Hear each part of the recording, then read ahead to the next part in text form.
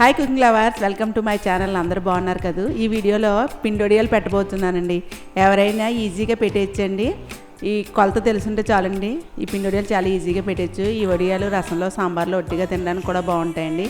మరి ఎంతో టేస్టీగా ఉండి ఈ పిండి వడియాలు ఏ విధంగా చేయాలో చూసేద్దామా.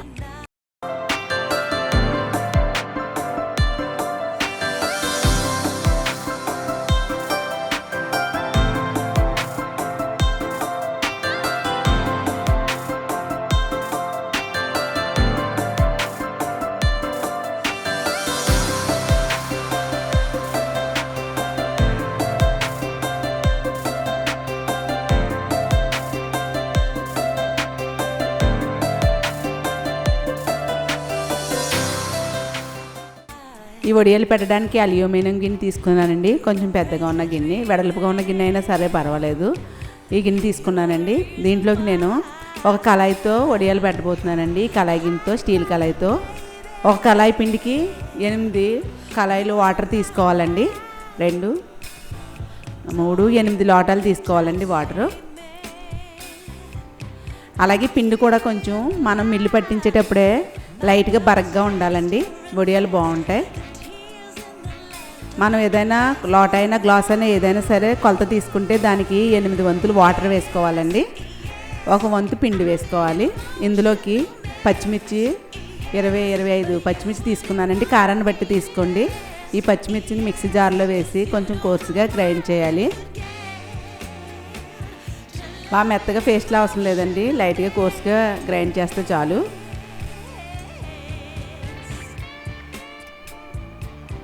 మిల్లు పట్టించిన పిండిని మనం జల్లించుకోవాలండి. ఇదిగోండి, కోర్సుగా గ్రైండ్ చేసినటువంటి ఈ పచ్చిమిర్చి పేస్ట్ని ఈ వాటర్లో వేద్దాం. వడియాలకి ఎసరు పెట్టాం కదండి, ఈ ఎసరులో వేసుకుందాం. అలాగే ఇందులోకి నేను సగ్గుబియ్యాన్ని కూడా వేస్తున్నానండి. 100 గ్రాములు, 1/2 కప్పు వచ్చే వాటర్లో ఒకసారి వాష్ చేసేసుకుని ఈ ఎసరులో వేసేస్తున్నానండి. సగ్గుబియ్యం వేయడం వల్ల వడియాలు గుల్లగా వస్తాయండి. దీంట్లోకి 2 టేబుల్ స్పూన్ల కంటే కొంచెం తక్కువగా సాల్ట్ వేస్తున్నాను. ముందే ఎక్కువ వేసేస్తే మనకి ఎక్కువైపోతుందండి, తర్వాత చూసుకుని వేసుకోవచ్చు. స్టవ్ వెలిగించుకుంటున్నాను. ఇదిగోండి, ఈ కళాయితో 8 కళాయిలు వాటర్ తీసుకున్నాను కదా. ఒక కళాయితో పిండి తీసుకుని ఒక స్టీల్ గిన్నెలో వేసుకుని కొలుచుకుని తీసుకోవాలండి. ఒక కళాయితో తీసుకుంటున్నాను. ఒక కళాయి వాటర్ వేసి ఈ పిండిని కలుపుకుని పక్కన పెట్టుకోవాలండి. పిండిని జల్లించుకోవాలండి. అలాగే ఇంకొక హాఫ్ కూడా వేస్తున్నాను.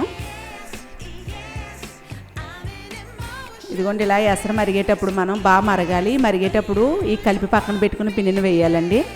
ఒకసారి బాగా కలుపుకుని చూసుకోండి. ఇదిగోండి, సగ్గుబియ్యం హాఫ్ ఉడికాయి. మనకి సగ్గుబియ్యం పూర్తిగా ఉడికేసరికి వడియాలు రెడీ అయిపోతున్నట్టండి మనకి లెక్క.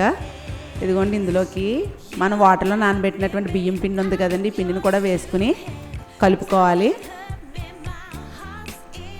High flame, medium flame adjust చేసుకుంటూ కలుపుతూ ఉండాలండి. కలపకపోతే మనకి పిండి అడుగంటుతుంది. చూడండి, ఈ విధంగా పలుచగా ఉంది కదా, మనకు ఉడికేసరికి కొంచెం చిక్కబడుతుందండి. ఈ పిండిని మనం ఉడకనివ్వాలి మీడియం ఫ్లేమ్లో. మధ్య మధ్యలో కలుపుతూ ఉండాలండి అడుగంటకుండా. కొంచెం సాల్ట్ తక్కువైందండి, ఇంకో కొంచెం వేస్తున్నాను. 2 టేబుల్ స్పూన్లు పూర్తిగా పట్టింది వడియాలకి. ఇదిగోండి, ఈ విధంగా ఉడకాలి. 15-20 నిమిషాలకి నేను హై ఫ్లేమ్లో, మీడియం ఫ్లేమ్లో అడ్జస్ట్ చేస్తూ ఉడకనిచ్చానండి. ఈ విధంగా ఉడికింది. చూడండి, ఇలాగా బబుల్స్ వస్తున్నాయి కదండి. ఈ విధంగా ఉడికితే మనకి పిండి ఉడికినట్టే.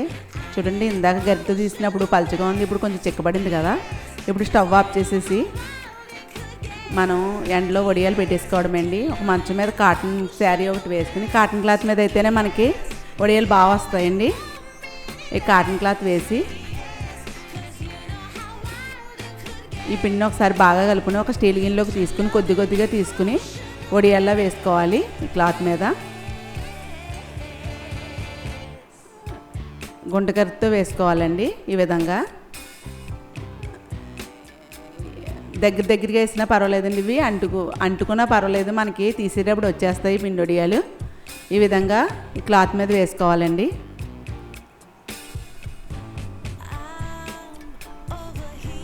పిండి తీసిన గిన్నె మీద మనం మూత పెట్టేసుకోవాలండి, చల్లారనివ్వకుండా. ఈ వడియాలు పెట్టడానికి 2 మనుషులు ఉండాలండి, లేకపోతే త్వరగా చిక్కబడిపోతుంది. ఇదిగోండి, మా మేనగోళ్ళు హెల్ప్ చేస్తుంది నాకు.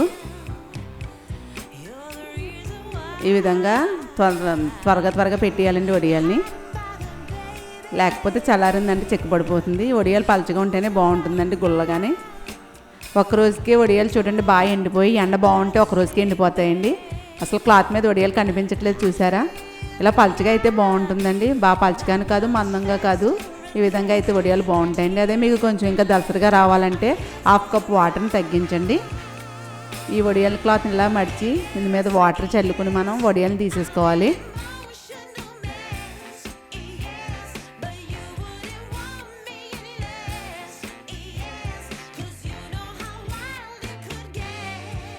ఫస్ట్ టైం పెట్టేవాళ్ళు కూడా కరెక్ట్ కొలతలతో అయితే ఈజీగా పెట్టేయచ్చండి వడియాలు. వాటర్ కరెక్ట్గా వేయాలి, అలాగే ఉడికిన తర్వాత మనం వడియాలు పెట్టాలండి, లేకపోతే వడియాలు పగిలిపోతాయి, బద్దలసిపోయినట్టు వస్తాయండి, సరిగ్గా రావు మనకి. అలాగే కాటన్ క్లాత్ మీదే పెట్టాలి, బాగా వస్తాయండి మనకి వడియాలు. ఈ విధంగా వాటర్ అంతా చల్లుకొని వడియాలను తీసుకోవాలి. క్లాత్ని కొంచెం ఇలా నొక్కి పెట్టి కొంచెం ఇలా ప్రెస్ చేస్తే వడియాలు వచ్చేస్తాయండి. తీసుకుని మంచి ఎండలో ఎండబెట్టుకోవాలి.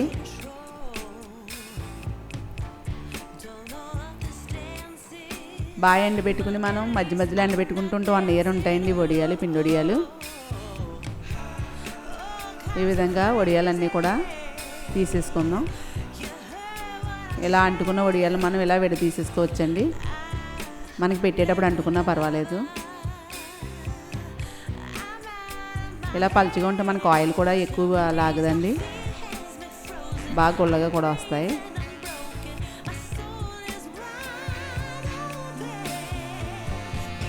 ఈ విధంగా మొత్తం వడియాలు అంతా తీసుకుందాం.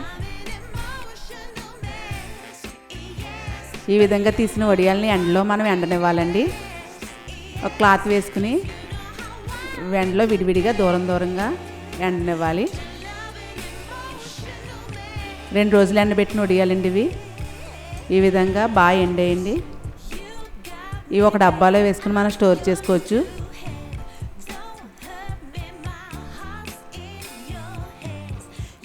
మనకి కొలతలో కరెక్ట్గా కుదిరితే వడియం బద్దలాయకుండా వస్తుందండి.